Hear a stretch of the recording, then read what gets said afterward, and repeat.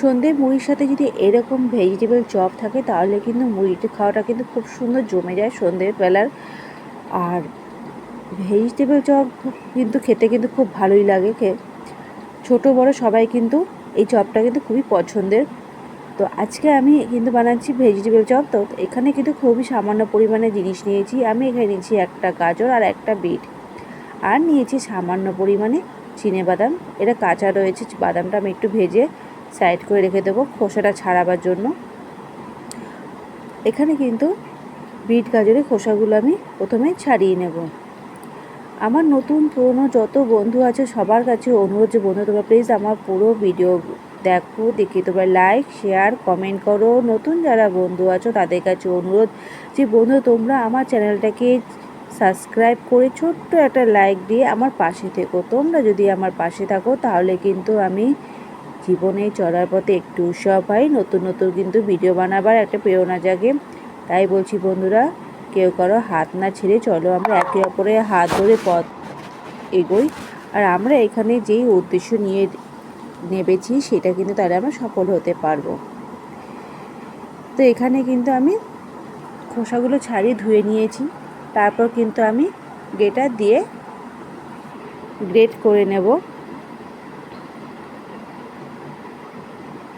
খুবই সুন্দর এবং মজাদার একটা এই ভেজিটেবল চপ।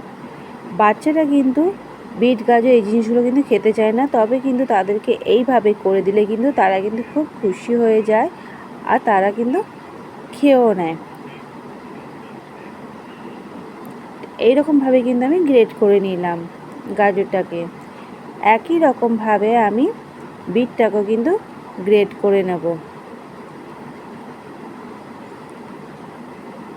দুটোকে একই রকমভাবে গ্রেট করে নেব। এর থেকে কিন্তু কোনো আমি রস বা কিছু কিন্তু বার করব না, আর অন্য কিছু কিন্তু এর মধ্যে আমি অ্যাড করব না, শুধু সামান্য পরিমাণে মশলা ছাড়া।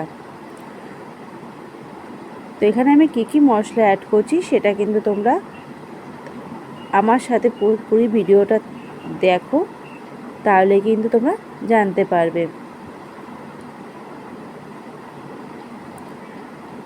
বিটটাকে পুরো গ্রেট করে নিয়েছি, আর বাদামটাকে দেখো একটু গরম করে নিয়েছিলাম, ঠান্ডা হয়ে গেছে যখন আমি কিন্তু বাদামগুলো থেকে খোসা ছাড়িয়ে নিয়ে ঠিক এইভাবে চেপে কিন্তু আমি দু টুকরো করে নিয়েছি। বাদামগুলো দু টুকরো করে বাদামগুলোকে আমি দিয়ে দিলাম।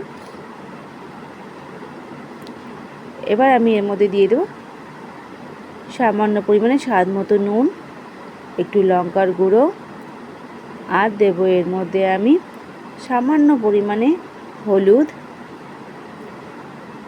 আর এখানে একটু ঝাল জন্য দিয়ে দিচ্ছি কাঁচা লঙ্কা। গুঁড়ো লঙ্কা যেহেতু রয়েছে তাই কিন্তু এখানে আমি কাঁচা লঙ্কাটা আমি বেশি দিচ্ছি না, আমি একটাই এখানে দিচ্ছি। একটু ঝাল হলে কিন্তু বেশ ভালোই লাগে খেতে। আর এখানে আমি দিচ্ছি সামান্য পরিমাণ ময়দা আর কর্নফ্লাওয়ার। সব কিছু দিয়ে কিন্তু আমি মেখে নেব ভালো করে, পুরো মেখে নিয়ে পুরো মিশিয়ে নেব। কোনো রকমভাবে কিন্তু এখানে জল আমি দিইনি, জল দেওয়ার কোনো প্রয়োজন নেই। এর মধ্যে থেকে যেই রসটা বেরোচ্ছে সেই রসেতেই কিন্তু ভালোভাবে কিন্তু মাখা হয়ে যাবে।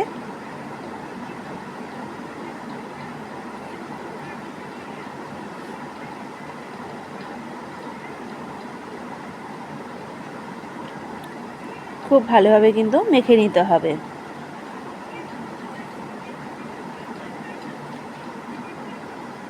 দেখো কি সুন্দর হয়ে কিন্তু জল লাগেনি, এখানে পুরোপুরি কিন্তু খুব সুন্দরভাবে মাখা হয়ে গেছে। বিট আর গাজর থেকে যেই রসটা বেরিয়েছে সেই রসেতেই কিন্তু মাখা হয়ে গেছে, কোনো রকমে কিন্তু এখানে জলের প্রয়োজন নেই। আমি কিন্তু হাতের মধ্যে নিয়ে নিয়েছি একটুখানি তেল মাখিয়ে নিয়ে কিন্তু ঠিক এরকম করে কিন্তু করে নেব।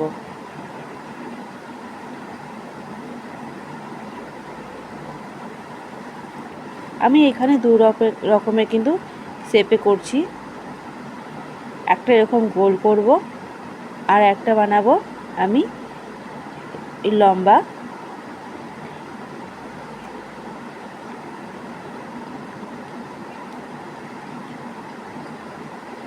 দু রকম আমি এখানে বানিয়ে নিয়েছি ভেজিটেবলের শেপ চপের জন্য। তোমরা চাইলে তোমাদের পছন্দ মতো তোমরা করে নিতে পারো। তো এখানে আমি কিন্তু দু রকমের বানালাম।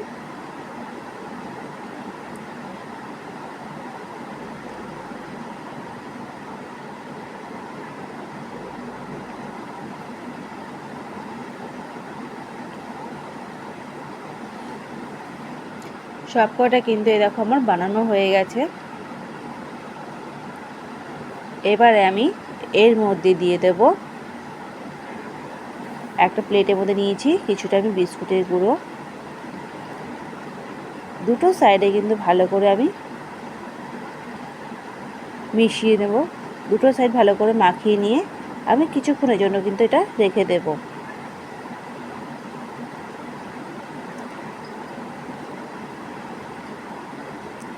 সব করে দেখো আমার কিন্তু খুব সুন্দরভাবে আমি ভরিয়ে নিয়েছি, দুটো সাইড ভরিয়ে নিয়ে তারপর কিন্তু আমি 10 থেকে 15 মিনিট আমি রেখে দিয়েছিলাম। আর গ্যাসের আঁচটা কিন্তু একদম কমিয়ে দিয়েছি, লো ফ্লেমে কিন্তু এটা আমি ভেজে নেব। অল্প আজে আমি ভেজে নিচ্ছি, বেশি কিন্তু আমি জোরে দেব না, তাহলে পুড়ে যাবে ওপরটা, ভেতরটা হবে না।